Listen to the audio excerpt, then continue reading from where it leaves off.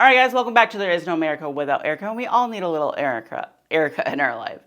All right, Florida AG admits waiting periods are unconstitutional. While this is not the way most gun rights stories end, usually these cases drag on for years.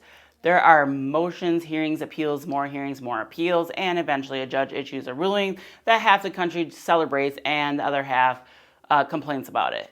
That is not what is happening here. Instead, the state of Florida essentially looked at the lawsuit, looked at the Supreme Court Bruen decision, looked at its own waiting period laws, and said, yeah, we can't defend this.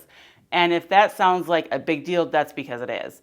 Before we get into it, if you've been looking for gear, medical supplies, long-term food storage, slings, lights, cleaning mats, and all other cool stuff we've been adding lately, head over to Only Tactical Fans. Every order helps keep these videos rolling, and unlike some stores out there, we actually use the products we are selling.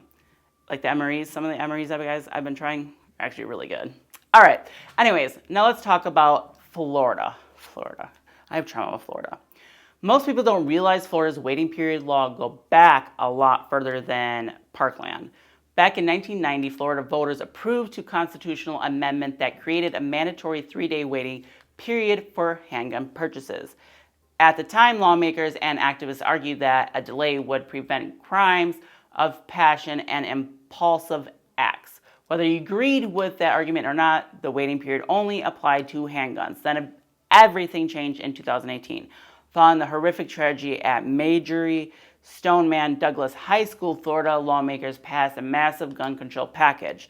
Part of the package expanded the waiting period from handguns to all firearms, rifles, shotguns, everything. And that's where things started getting complicated because Florida's constitution also contains a provision that allows counties to impose even longer waiting periods. So depending on where you lived, your delay wasn't necessarily 3 days. In some places, it became like 5 business days.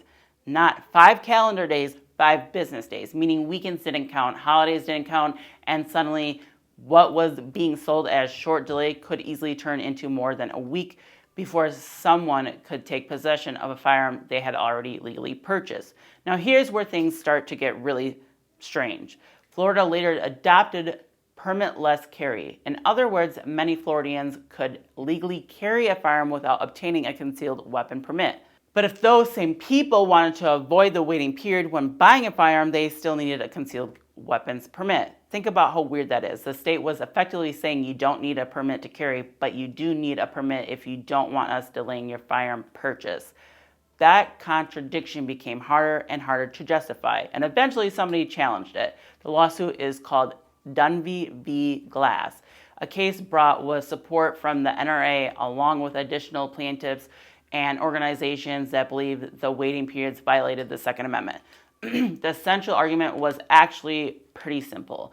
A right delayed is a right denied. Now, whether you personally agree with that statement or not, that's the argument. The plaintiff pointed out that waiting periods don't care whether somebody already owns a firearm. They don't care whether someone passed a background check immediately. They don't care whether somebody has spent decades as a lawful gun owner. Everybody gets treated exact same. And perhaps more importantly, the law doesn't care whether somebody has an urgent need for self-defense. One of the examples highlighted in the case involved individuals facing immediate threat. Imagine someone escaping an abusive relationship. Imagine someone receiving credible threats. Imagine somebody suddenly finding themselves in danger. The state wasn't asking whether that threat was real. The state wasn't asking whether law enforcement believed them. The state wasn't asking whether they passed a background check. The answer was simply, wait, come back later, and that's where the constitutional challenge really started gaining traction after the Supreme Court's Bruen decision, because Bruen changed the rules. Before Bruen, government could often defend gun laws by arguing they promoted public safety. Courts would balance government interests against constitutional rights and decide whether a restriction seemed reasonable. Bruen largely ended that approach. Now the government has to show that a modern gun law fits within America's historical tradition of firearm regulation. In simple terms, it says longer enough to say, we think this is a good idea. The government has to show a historical analog. And according to Florida's Attorney General, that's where the waiting period law ran into serious trouble. Rather than fighting the lawsuit through years of litigation, the state filed what's called an offer of judgment. And this is the part that should have every gun owner paying attention. The state didn't merely ask for more time. The state didn't merely seek a compromise. The state effectively agreed that judgment should be entered in favor of the plaintiffs. That is an enormous development because this wasn't a court forcing Florida to surrender after a loss. This was Florida voluntarily concluding that the waiting periods could not be defended under the court constitutional framework. According to the filings, the state agreed that these waiting periods burden the right to keep and bear arms and that it could not establish the historical tradition required under Bruen to justify them. That is a remarkable admission. The proposed agreement would permanently stop enforcement of the waiting periods beyond the time necessary to complete a standard background check. In other words, once the background check clears, the firearm gets transferred. No additional waiting periods, no extra days, no county adding more time, no arbitrary delay, just the background check process itself. Now, before anyone starts celebrating too hard, there is one final step. The case still requires the judge's approval. The plaintiffs still have already accepted the offer of judgment. The argument has been submitted. Now everyone is waiting for the court to enter the final order. Technically, a judge could reject it. Realistically, that would be highly unusual. Both sides agree. The facts are established. The legal positions are on the table. At this point, most observers expect the judge to sign off, and we're already seeing ripple effects. Some local jurisdictions have reportedly begun moving away from enforcing these waiting periods because the state's chief legal officer has already concluded they are unconstitutional.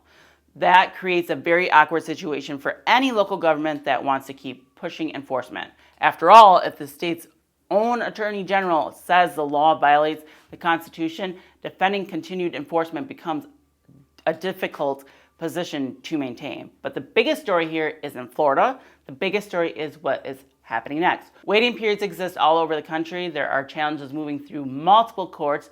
There are states that still rely heavily on these laws, and now those states have a new problem.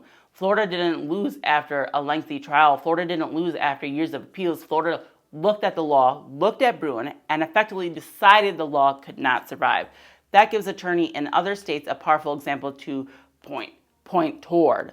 Will it automatically end waiting periods nationwide? No. Will it immediately change every state's law? No. But every time a government concedes a constitutional challenge instead of fighting it, that concession gets noticed. And that's exactly why this story matters, because what happened in Florida today may end up influencing battles all across the country tomorrow.